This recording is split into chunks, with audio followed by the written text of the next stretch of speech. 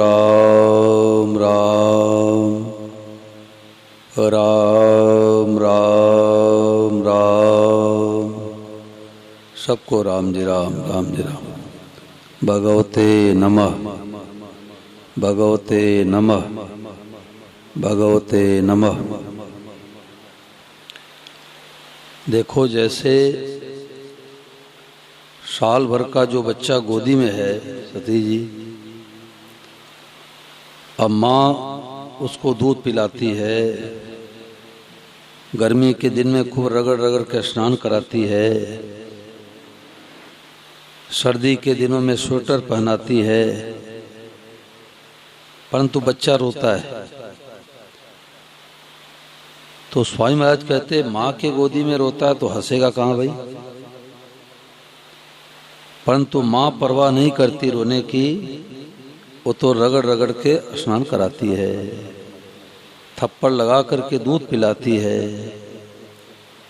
ऐसे ठाकुर जी कृपा करके इस कलयुग में हम लोगों को दूध पिला रहे हैं। ऐसी विलक्षण बातें, हम लोग इसके पात्र नहीं हैं। कौन सा प्रयास किया, कौन सा परिश्रम किया, कौन सा त्याग किया, परंतु भगवान स्वामी महाराज कहते हैं कि जब वर्षा होती है तो वर्षा ये नहीं देखती कि खेत खलिहान में बारिश करावें कि समुद्र में बारिश करावें, समुद्र में वर्षा होती है। स्वामी महाराज ने कहा कि हमने समुद्र में वर्षा होते हुए देखा है, अब समुद्र में वर्षा की जरूरत है क्या? परंतु वर्षा ये नहीं देखती कि हमें कहाँ आवश्यकता है, चाहे जंगल हो, पहाड़ हो, खेत हो और समुद्र हो, सब जगह बारिश होती है। ऐसे भगवान प्रभु मूर्त कृपामयी है। भगवान इतने दयालु, इतने कृपालु हैं कि योग्यता अयोग्यता पात्र कुछ नहीं देखते। भगवान कृपा ही कृपा करते हैं। कृपा नहीं हो तो ऐसी बातें सुनने को नहीं मिलती। कई ऐसे भाई बहन हैं जो इस प्रवचन को कई बार सुने। महाराज जी ने कहा कि कोई जीवन मुक्त महापुरुष मिल जाए तो भगवान ने अपना कलेजा निकाल के दे दिया। अब इससे बढ़ के क्या कृपा चाहते हैं? परंतु फिर भी भगवान को बुलाना क्यों देते हैं? क्योंकि सत्संग का असर नहीं पड़ा। जब तक असली सत्संग नहीं मिलता है तब तक जीव भगवान को बुलाना ही बुलाना देता है कि आपने ऐसे क्यों नहीं किया, आपने वैसे क्यों नहीं किया, आपने वैसे क्यों नहीं किया।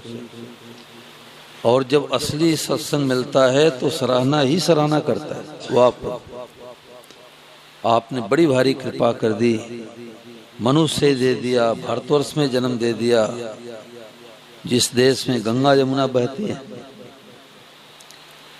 और उसमें वासुदेव श्रम की बातें सबसे विलक्षण बात। भगवान की कृपा अपरंपार बरस रही है। महाराज जी ने कहा कि केवल मान लो, अनुभव हो जाएगा। कितनी सुगम बात है, कितनी सरल बात है। अनेक रूपों से भगवान प्रकट हुए हैं। सब भगवान है ऐसा मान ले। सब के सब, बालक जवान बूढ़े, महाराज जी ने किसी को अपात्र नहीं माना कि ये पात्र हैं या पात्र है। भगवान ने सबको पात्र माना। बालक बूढ़े जवान सब मान ले। दुर्लभ महात्मा बन जाओ, अभी अभी इसी क्षण केवल स्वीकार कर लो। ये वृंदावन में सत्संग चला तो मैंने नोट किया था। तो महाराज जी ने कहा कि दुर्लभ महात्मा बन जाओ सब के सब, अभी अभी इसी क्षण। ऐसी बातें दुनिया में सुनने को भी नहीं मिलती। ये स्वामी महाराज जी के लगभग 100 सालों का खोज है, खोज।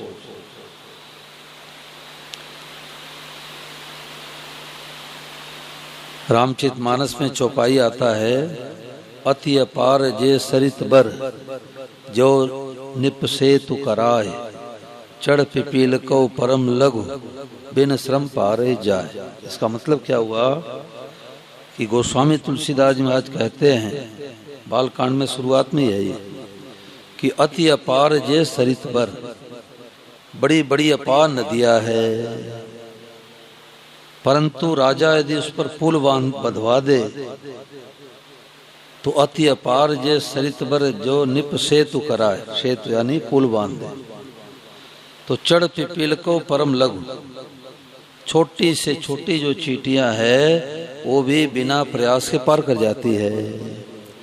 ऐसे ही स्वामी महाराज जी ने हम लोगों को पुल बांध दिया कि भाई इतना जप करो, इतना तप करो, वो भी एक रास्ता है, मार्ग है। कोई मार्ग घटिया बढ़िया नहीं है, हमारे को जो जचे उसी रास्ते से आप चलो। दिल्ली से बम्बई जाने के लिए पैदल का भी रास्ता है, दिल्ली से बम्बई जाने के लिए साइकिल से भी जा सकते हैं, दिल्ली से बम्बई बाइक से भी जा सकते हैं, दिल्ली से बम्बई ट्रेन से भी जा सकते हैं, दिल्ली से बम्बई बस से भी जा सकते हैं, और दिल्ली से बम्बई हवाई जहाज से भी जा सकते हैं। तो अब जिसको जो मार्ग जचे उसी मार्ग से बम्बई पहुंच जाओ। खास बात है बम्बई पहुंचना। अब कोई कहे कि हमारे दादाजी पैदल गए थे, 4 महीने लगे थे, तो बिना 4 महीने पहले कोई पहुंचेगा ही नहीं। बोलो आलोक जी, हमारे दादाजी 4 महीने में गए थे दिल्ली से बम्बई, जाते थे, पहले जाते थे, परंतु आज 4 महीने लगेगा क्या? हेलीकॉप्टर में बैठ जाओ, फटाफट पहुंच जाओ। ऐसे ही संत महापुरुषों ने खोज करके ऐसी सुगम बातें बता दी कि स्वामी नारायण का अभी अभी इसी क्षण दुर्लभ महात्मा बन जाओ, परंतु भूख हो, लगन हो, तड़पन हो। देखो मेरे को 2 जगह एक बहन एक माता जी मिली। गुवाहाटी में सत्संग चल रहा था तो मैं कथा के बाद ऐसे बैठ गया, कोई माताएं शंका होती, कोई बात पूछ लेती। तो एक बहन, उसकी उम्र लगभग 30-32 साल की थी, तो उसने कहा कि महाराज जी हमें वाद्य सर्व का अनुभव कैसे हो? तो मेरे को बड़ा आश्चर्य आया। अब इस बहन की ये उम्र है, युवा अवस्था है, और घर गृहस्थी में रची पची है, और वाद्य सर्व की बातें करती है। तो मैंने कहा बहन जी ये बात कहाँ से मिली आपको? तो उसने कहा कि महाराज जी की पुस्तक में स्वामी महाराज पढ़ रही थी, गीता माधुर्य। तो गीता माधुर्य पुस्तक पढ़ रही थी, तो उसमें महाराज जी ने लिखा कि सब रूपों भगवान ही बने हुए हैं, इससे ऊंचा कोई साधन नहीं है। बहन जी को नींद आ रही क्या? आँख खोल बैठो, नहीं तो नींद आएगी। आँख खोल के बैठो, अमृत की वर्षा हो रही है, अमृत से बढ़कर के बातें है ये। तो उसने कहा कि मैं गीता माधुर्य पढ़ रही थी महाराज जी की, और महाराज जी ने कहा कि वाद्य श्रम से बढ़कर के कोई साधन नहीं। तो हमारे को लगन लग गई। तो मैंने उससे कहा कि वाद्य श्रम का हमने, मेरे को अच्छी बातें लगी, तो मैंने सोचा कि नेट से पूरा प्रवचन निकलवाऊं वाद्य श्रम का, पूरे जीवन भर का जितना महाराज जी के पास हो, और मैं उसको सुनूं। तो हमारे साथियों ने 403 प्रवचन वाद्य श्रम के निकाले। 12,568 प्रवचन में 403 प्रवचन निकला। तो उस बहन ने गुवाहाटी से लगभग 250 किलोमीटर दूर अपने बेटे को भेज करके और पेन ड्राइव में डलवा लिया, और वो सुनती है। और कल एक माता जी यहाँ पर मिली, एक लड़का भी आया था, झोली जो लिया था माला जपने वाला, एक माता जी बैठी थी वहाँ पर। तो कथा के बाद मैं यहाँ बैठा तो माता जी ने यही कहा कि महाराज मैं तो 403 प्रवचन सुन रहे हूँ वाद्य सर्वम की। तो मेरे का आश्चर्य हुआ, दिल्ली में इतना ऊंचा भाव। तो मैंने कहा आपको कैसे बात मिली? तो उसने कहा कि मैं जब वृंदावन में सत्संग होता है तो यूट्यूब पर मैं सुनती हूँ, लाइव चलता है, तो उसमें आपने कहा था कि 403 प्रवचन है। फिर मैं उसको खोज करके और हमारे जो साथ में लड़का है तो उससे मैं 403 प्रवचन मंगवा लिया और सुन भी रही। तो हमने कहा माता जी आप बहुत भाग्यशाली है, बहुत भाग्यशाली, इतनी भाग्यशाली है कि आपसे बढ़ के कोई भाग्यशाली है ही नहीं। वादो श्रम की बातें जज्जा है जिसमें करना कुछ नहीं है और पाना बाकी कुछ नहीं है। अभी श्री राजेंद्र कुमार धवन जी जो महाराज जी पुस्तकें लिखा करते हैं तो उन्होंने वृंदावन में सुनाया कि सबसे श्रेष्ठ बात, सबसे सुगम बात और सबसे अंतिम बात, इसके आगे कोई बात नहीं। क्या? जो दिखाई दे सब रूपम भगवान। अब सब रूपम भगवान मानेंगे तो गाली किसको देंगे, अपमान किसका करेंगे, निंदा किसी करेंगे, घाटा किसको पहुंचाएंगे? क्यों? क्योंकि सब रूपम भगवान ही है। अब इसमें गलती क्या होती है? हम बुद्धि लगाते हैं कि हम शराबी को भगवान कैसे माने, कसाई को भगवान कैसे माने। अरे भाई डॉक्टर साहब की दवाई में तर्क नहीं लगाते, वो कहते हैं टिकिया सुबह खाना, ठीक है डॉक्टर साहब सुबह खाएंगे। गर्म पानी से खाना पीना है तो गर्म पानी से लेना है। तो महाराज जी ने कहा कि आप थोड़ी सी हिम्मत करो, थोड़ा सा हाथ ऊंचा कर दो तो माँ उठाने को तैयार है। वाद दो स्वरम कहत कुल हाँ कर दो, अपनी बुद्धि मत लगाओ, हाँ में हाँ मिलाने के सिवा कुछ करना नहीं है। ऐसा करने में क्या जोर आता है? नया कुछ करना नहीं है, नया कुछ जाना नहीं है, सब भगवान है भगवान है भगवान है। केवल इस बात को स्वीकार कर लो, इस बात को पकड़ते ही शांति। और ये मंदा है, बुरा है, भला है, हमारे घाटा पहुंचा दिया और शांति, शांति अपने हाथ में है। और महाराज जी ने कहा कि केवल इतना स्वीकार कर ले, बन गए आप अकेले। पुस्तक पे संख्या 72 कह रहे हैं कि केवल इतना स्वीकार कर ले कि भगवान इस रूप से प्रकट हुए हैं। ऐसा सुगम काम कोई है नहीं, हुआ नहीं, होगा नहीं, हो सकता ही नहीं। मैं धोखा नहीं देता हूँ, ठगाई नहीं करता हूँ, विश्वासघात नहीं करता हूँ, एकदम सच्ची बात कहता हूँ। आप आश्चर्य मत करो कि इतनी जल्दी कैसे हो जाएगा, बिल्कुल हो जाएगा, इसमें किंचित मात्र भी संदेह नहीं है। तो ये तत्काल कैसे होता है? हम जैसे घर पर जावें और आलोक जी से पूछे कि आलोक जी घर में कौन मेहमान आए? बोले महाराज ये बेटे का बड़ा साला आया है।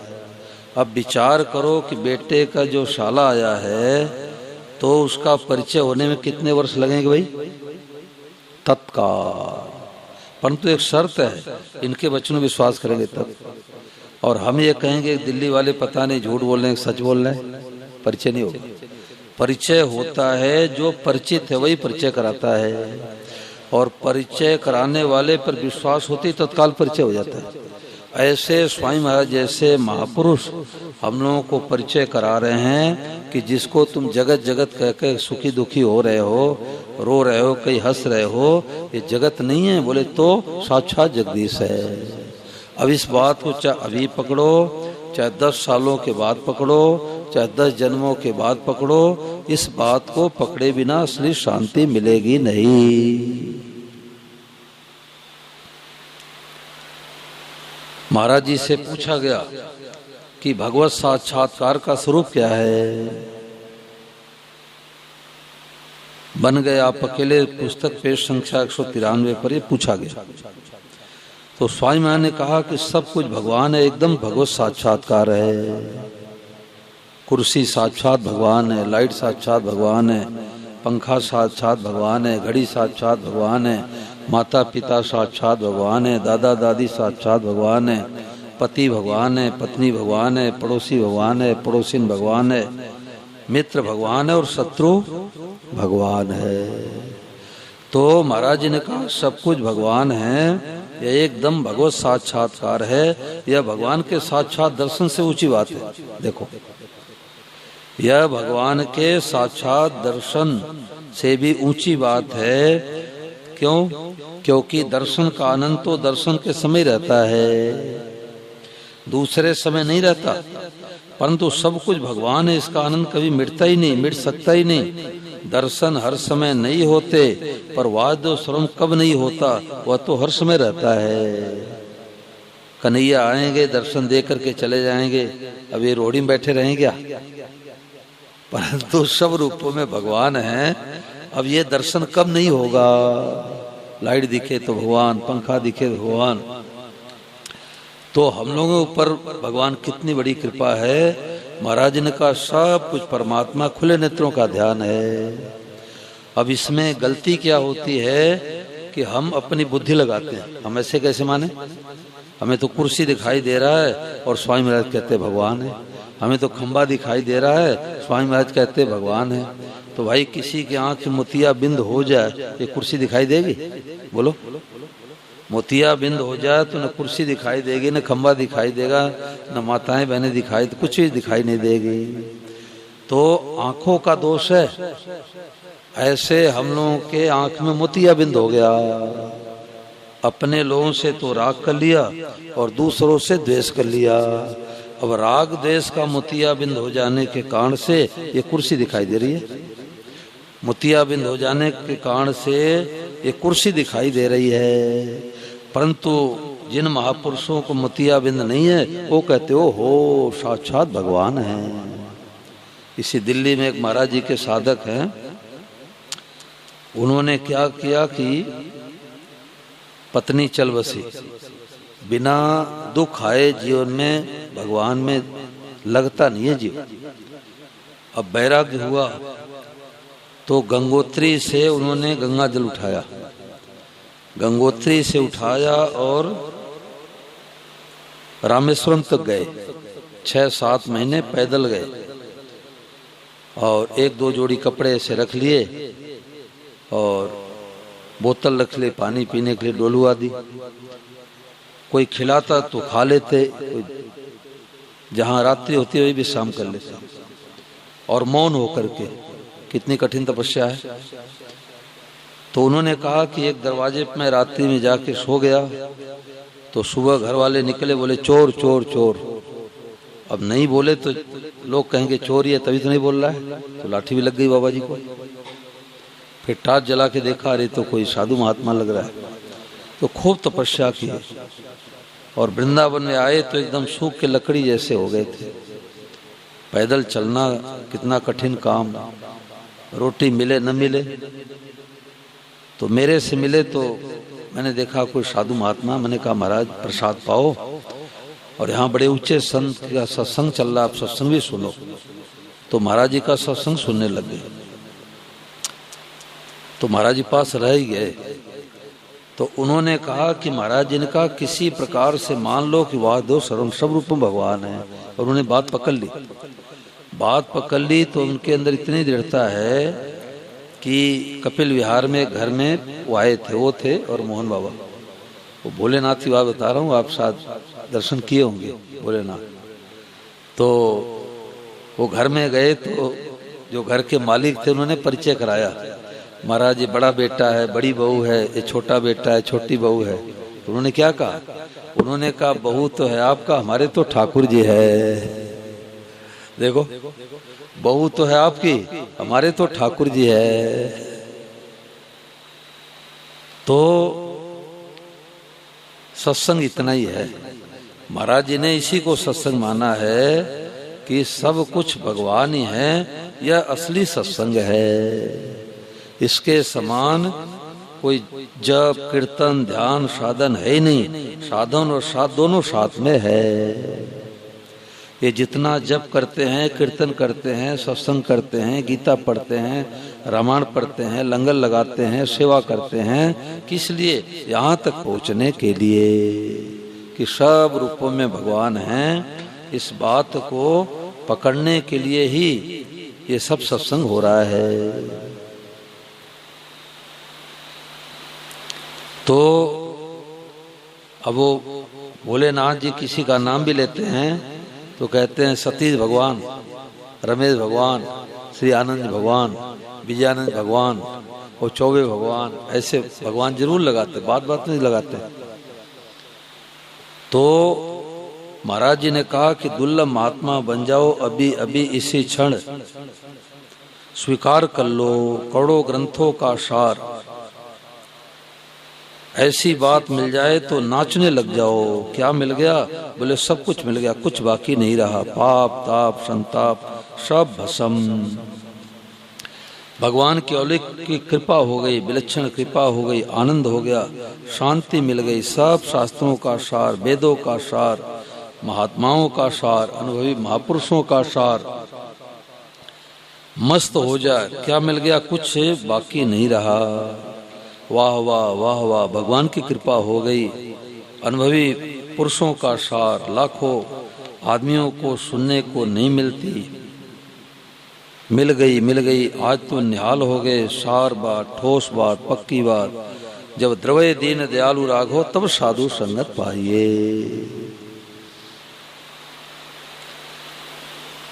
तो सबसे विलक्षण बात और हम लोगों को मिल रही है। स्वामी महाराज ने कहा कि आप लोगों को बार बार ये बात मिलती है तो ये बात दाल रोटी के समान मानते हो, साधारण समझते हो।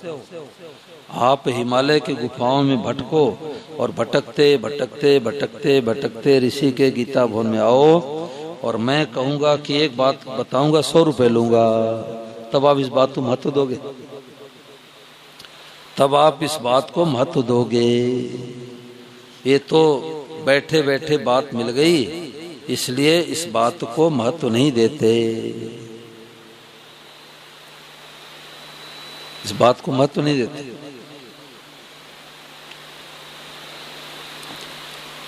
बन कर जगत गोपाल लखायो, बन कर जगत गोपाल लखायो।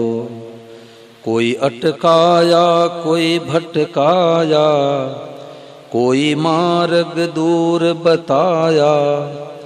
महती कृपा बिहारी जी की वासुदेव दर्शायो। बनकर जगत गोपाल लखायो। पर्वत जंगल नदी तालाब, बेला गुड़हल पुष्प गुलाब। सब ही रूपा आप बन्यो है, राज की बात बतायो। बनकर जगत गोपाल लखायो।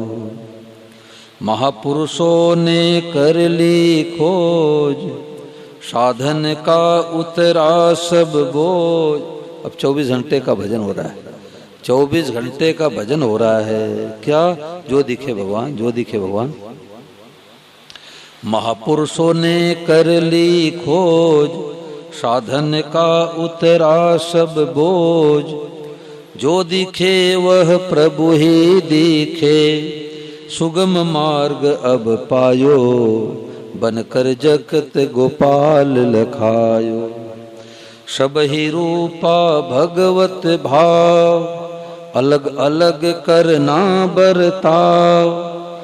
कुतिया गाय प्रभु के रूप, शिशु गो दूध पिलायो। कुतिया भी साक्षात भगवान और गौ माता भी साक्षात भगवान, पर दूध किसका पिएंगे? गौ माता का। कुतिया का दूध नहीं पिएंगे। करो भगवते नमः प्रणाम, सब ही बनेगे बिगड़े काम। वासुदेव सर्वम का साधन, गिरधर कृपा से भायो। बनकर जगत गोपाल लखायो, बनकर जगत गोपाल लखायो। तो जितने बैठे हैं हम लोगों की भाग्य की सराहना देवता लोग भी कर रहे हैं कि देखो इतने इतने कितने भाग्यशाली हैं कि सबसे ऊंची बात श्री धवन जी ने कहा कि जैसे बच्चे आपस में 4-6 बच्चे आइस पाइस खेलते हैं, लुका छिपी बोलते हैं, कई कई आइस पाइस भी बोलते हैं गाँव में। तो क्या करता है कि सब बच्चे मिलकर के एक आंख में पट्टी बांध देते हैं, रुमाल तौलिया बांध देते हैं, गमछा बांध देते हैं और फिर छिप जाते हैं। फिर कहते हैं ढूंढो, कोई पलंग के नीचे चला गया, कोई खंबे के ओट में हो गया, कोई पेड़ के ओट में हो गया। अब वो ढूंढता है, कहता ओहो सूरज देख लिया, सूरज देख लिया। अब सूरज छिपता है पहले, अरे तू लाल शर्ट पहनना है, काला पैंट पहना है, सुरेश तुरेश देख लिया, अब वो सामने आ जाता है, पकड़ा गया। तो ऐसे श्री धवन जी ने कहा कि आप नकली कहना शुरू कर दो, वाह प्रभु देख लिया देख लिया देख लिया, आपको देख लिया देख लिया, क्या देख लिया कि सब रूपों में आप ही हो। तो भगवान छिप नहीं सकते, भगवान के छिपने की ताकत ही नहीं है। तो महापुरुषों ने 100 सालों का, अब हम लोगों का पता नहीं 100 साल उम्र हो न हो, इतना त्याग तपस्या हो न हो, अपने तो निखाला हुआ मक्खन है। माखन मात परोसिया पूत खरीदे गाय, और वासुदेव सर्वम कहे चेला को नहीं भाई। अब माँ ने कहा बेटा मक्खन खाओ, प्लेट में दे दिया। अब 5 साल का बच्चा बोला कि माँ ये मक्खन कहाँ से आया?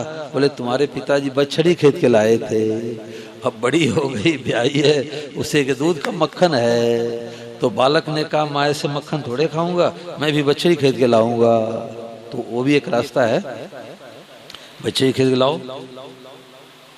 माँ ने आम खाने को दिया और बेटे ने कहा कि माँ आम कहाँ से आया? बोले तुम्हारे पिताजी 3 साल 5 साल पहले 2 किलो आम लाए थे और खा करके खेत में गुठली गाड़ दिए, उसी का बगीचा बन गया। तो बेटे ने कहा माँ ऐसे माँ आम थोड़े खाऊंगा, मैं भी 2 किलो आम लाऊंगा और गुठली खेत में गाड़ूंगा और उसकी सुरक्षा करूंगा, जब बगीचा बनेगा उसके बाद आम खाऊंगा। तो साधन करके और हम यहाँ तक पहुँचते हैं तो बछड़ी खरीदने में लगे हैं, गुठली गाड़ने में लगे हैं। महापुरुषों ने कहा अभी अभी खाओ, क्या कि माँ कह रही कि मक्खन खाओ। तो स्वामी महाराज कह रहे हैं कि सबसे बड़ा मक्खन क्या है कि सब रूपों भगवान ही बने हैं। अब इसमें किसी मन में कोई बात आई पूछ लो भाई, जो सार यही विषय जो बात चली है, जिसके भीतर में प्रश्न वो पूछो, दूसरों के क्यों इशारा करो, भीतर में जिसके प्रश्न वो पूछो। है शिव जी और कोई अंतर नहीं है, शिव जी शंकर में कोई केस जितना भी अंतर नहीं है। ये सब भरमाने और भटकाने वाली बात है, सब भटकाने वाली बात है। अभी इस विषय में पूछो जो बात चली है, बात इस विषय में पूछो। अभी जो ये बात चली है, कई राम जी विष्णु और कृष्ण में अंतर समझते हैं।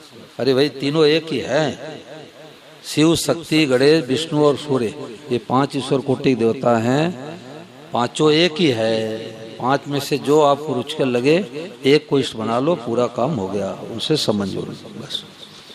मत भटको कि शिव जी और है शंकर जी अलग, सब भटकाने वाली बात है। चाहे शंकर भगवान पकड़ लो, चाहे पार्वती के रूप अम्बा जगदम्बा को पकड़ लो, चाहे गणेश जी को पकड़ लो, चाहे राम जी को पकड़ लो, चाहे कन्हैया को पकड़ लो, चाहे विष्णु पकड़ लो, एक ही बात है, एक ही बात। सब पर्यायवाची, सब पर्यायवाची है। अब घर में माता जी आप अकेले हैं, कोई मौसी कह के बुलाता है, कोई बुआ कह के बुलाता है, कोई चाची कह के बुलाएंगे, कोई माँ कह के बुलाएंगे। अब माता जी अनेक हैं कि एक है? बोलो माता जी एक ही है। ऐसे परमात्मा एक है, परमात्मा 2 नहीं है। आप तो शिव और शंकर में अंतर करें, मैं तो कहूँ ये पांचों में कोई अंतर नहीं है, परमात्मा एक है, ये बात है।